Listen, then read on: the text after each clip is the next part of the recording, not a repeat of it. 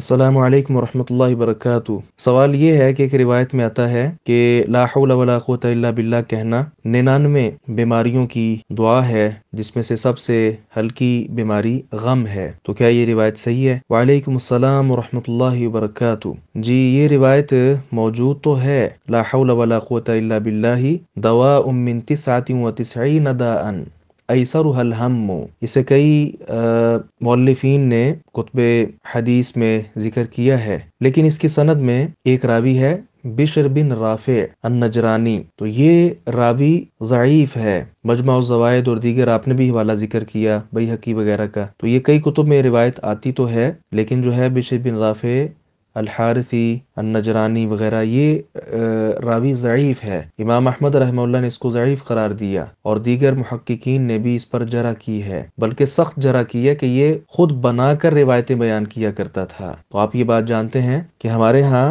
अहले इस्लाम के यहाँ नबी मुकर्रम सल्लल्लाहु अलैहि वसल्लम की अहादीस को परखने के लिए बड़े ज़बरदस्त उसूल वज़ा किए गए हैं। जो लोग रिवायत बयान करते हैं नबी सल्लल्लाहु अलैहि वसल्लम तक, उनको रुवात कहते हैं, हदीस के रावी। ये जो रावी है ना, इस पर अहले इल्म ने बहुत ज्यादा मेहनत करके लाखों रावियों के हालात लिखे हैं, और उसमें इस बात का तज़किरा है कि कैसा था, सच्चा था, झूठा था, हदीस सही बयान करता था कि नहीं, वगैरह वगैरह। ये सारी सूरतें महफूज हैं अल्हम्दुलिल्लाह, ताकि ज़ख़ीरा अहादीस को नुकसान न पहुंचे। कोई भी उठकर हदीस बयान करके अपनी तरफ से ये ना कहे कि ये फरमान नबवी है। इस एतबार से चूंकि इसके सिलसिला सनद में बिशर बिन राफी ज़ईफ रावी है, उस वजह से ये रिवायत नाकाबिल एतबार है। रही बात ला हौला वला कुव्वता इल्ला बिल्लाह की, तो इसके दीगर अहादीस से कई और फ़ज़ाइल मिलते हैं, लिहाजा ये कलिमा पढ़ना चाहिए, इसका जिक्र करना ये बिल्कुल जायज़ है। अस्सलामु अलैकुम वरहमतुल्लाहि वबरकातुहू।